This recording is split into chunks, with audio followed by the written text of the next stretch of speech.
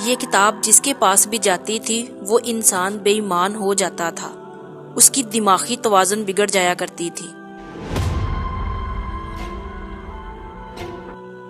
لوگوں کا کہنا ہے کہ انہیں اس کتاب میں سے الفاظ باہر نکل کر جلتے ہوئے بھی دکھائی دیتے ہیں۔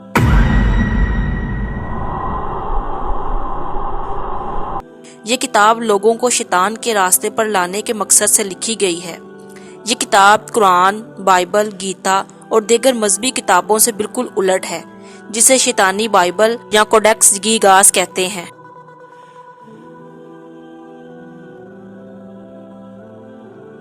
ابلیس اور انسان کی جنگ تب سے ہی شروع ہو گئی تھی جب اللہ نے اسے اپنے دربار سے ذلیل کر کے نکالا تھا۔ تب سے ابلیس کا مقصد بنی آدم کو گمراہ کرنا اور غلط راہ پر گامزن کرنا بن گیا۔ لہٰذا انسانوں کی ہدایت کے لیے اللہ نے پیغمبروں کو بھیجا جنہیں کتابیں دی گئی تاکہ انسانوں کو ہدایت ملے اور وہ شیطان کے شر اور چالوں سے محفوظ رہ سکے۔ تب سے ہی انسان اور کتاب کا رشتہ قائم ہوا۔ جہاں آسمانی کتابیں انسان کے روحانی ترقی کا ذریعہ ہے، وہی ایک بری کتاب انسان کے تباہی کی وجہ بن گئی۔ ایک ایسی ہی شیطانی کتاب جو صدیوں تک اسرار کے پردوں میں چھپی ہوئی ہے، جسے کوڈیکس گیگاس کے نام سے جانا جاتا ہے۔ یہ کتاب اپنی پر اسرار موضوع اور تاریخ کی وجہ سے مشہور ہے۔ اس کتاب کو لکھنے جانے کا مقصد آج تک راز ہی رہا ہے، لیکن اس کتاب میں لکھے گئے سفلی اور کالے جادو کے علوم کو دیکھ کر یہ اندازہ لگایا جا سکتا ہے کہ یہ کتاب کسی اچھے مقصد کے لیے نہیں لکھی گئی۔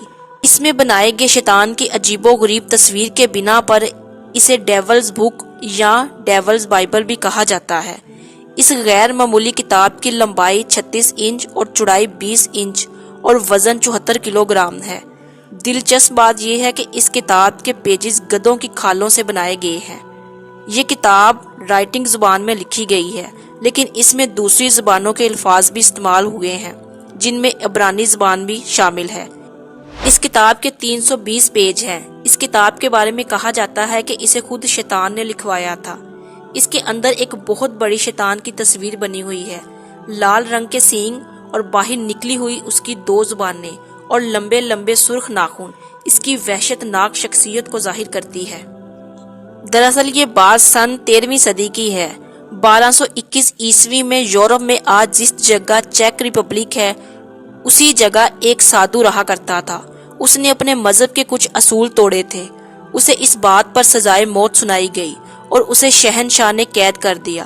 جب اس نے رحم کی بھیک مانگی تو اسے ایک شرط پر معاف کرنے کا فیصلہ کیا گیا۔ وہ شرط یہ تھی کہ وہ صرف ایک رات میں ایک ایسی کتاب لکھے جس میں دنیا بھر کے تمام معلومات موجود ہوں۔ اس سادھو نے شرط کو قبول کر لیا۔ اس نے گدھے کی کھال پر یہ کتاب لکھنا شروع کر دیا، لیکن رات ہوتے ہی اسے یہ احساس ہو گیا تھا کہ وہ اس کتاب کو صرف ایک رات میں مکمل نہیں کر سکتا۔ لہٰذا اس نے فیصلہ کیا کہ وہ اس کتاب کو مکمل کرنے کے لیے شیطان کی مدد لے گا۔ اس نے اپنی روح کو شیطان کے ہاں بیچ دیا۔ بدلے میں اس کتاب کو لکھنے میں شیطان نے خود اس کی مدد کی، اور اس اتنی بڑی کتاب کو شیطان نے خود لکھا۔ اس کتاب میں جادو، تاریخ، مختلف بیماریوں کا علاج اور بہت ساری باتیں لکھی ہیں۔ جب یہ کتاب مکمل ہو گئی تو اس سادھو نے شیطان کا شکریہ ادا کرنے کے لیے اس کتاب کے ایک پیج پر اس کی بہت بڑی تصویر بنائی۔ کہتے ہیں کہ اس سادھو کو یہ تصویر خود شیطان نے اپنا حلیہ بتا کر بنوائی تھی۔ اس کے علاوہ اس کتاب کے ایک پیج پر جنت کو بھی دکھایا گیا ہے، جو شیطان کی پوجا کرنے والوں کی دنیا ہے، جبکہ کچھ اسکالرز کا کہنا ہے کہ یہ یروشلم شہر ہے، جو قرب قیامت تمام سرگرمیوں کا مرکز ہوگا۔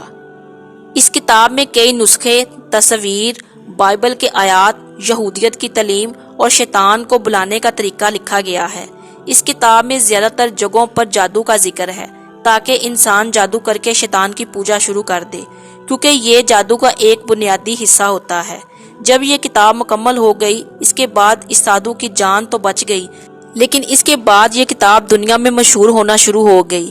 اس وقت وہاں رہنے والے عالموں نے اس کتاب کو رومن امپائر کے بادشاہ کنگ روڈولف کو بیچ دیا۔ کتاب سے اتنا متاثر ہو گیا تھا کہ وہ ہر وقت اس کتاب کو پڑھتا رہتا تھا، اور بہت جلد ہی وہ پاگل ہو گیا۔ اس کتاب کی سب سے بڑی حیران کن بات یہ ہے کہ ریسرچر نے جب اس بات کو پڑھا اور باریکی سے ریسرچ کی تو انہیں اس بات کا اندازہ ہوا کہ اگر آج اس کتاب کو لکھا جائے تو کم از کم 25 سے 30 سال لگ جائیں گے، جسے استادوں نے صرف ایک ہی رات میں لکھ دیا تھا۔ اس کتاب کی لکھائی اس بات کا ثبوت ہے کہ اس کتاب کو ایک ہی وقت میں بغیر کسی وقفے سے لکھا گیا ہے۔ اس کے علاوہ ایسی ہینڈ رائٹنگ اس وقت کے کسی بھی کتاب میں نہیں ملتی۔ جب ماہرین نے اس کتاب پر ریسرچ کی تو پتہ چلا کہ اس کتاب کے ہر الفاظ بالکل برابر ہیں، چاہے اس کتاب کے پہلے پیج کے پہلی لائن کو دیکھا جائے یا آخری پیج کے آخری لائن کو، ہر لائن اور الفاظ ایک جیسے ہیں۔ نہ ہی کتاب لکھنے والے کی لکھائی بدلی اور نہ ہی سیاہی، اس پوری کتاب کو ایک ہی سیاہی سے لکھا گیا ہے۔ اس پوری کتاب میں ایک بھی غلطی نہیں ہے۔ ریسرچر کے مطابق اس کتاب کے آخری 10 صفحے غائب ہیں کہ وہ صفحے کس نے چوری کیے اور ان صفحوں میں کیا لکھا تھا۔ سن 1648 عیسوی میں یہ کتاب سویڈن کے پاس چلی گئی اور آج بھی یہ پر اسرار کتاب وہاں کی لائبریریوں میں موجود ہے۔ اس پر بہت سے سائنسدان ریسرچ کر چکے ہیں اور آج بھی کر رہے ہیں۔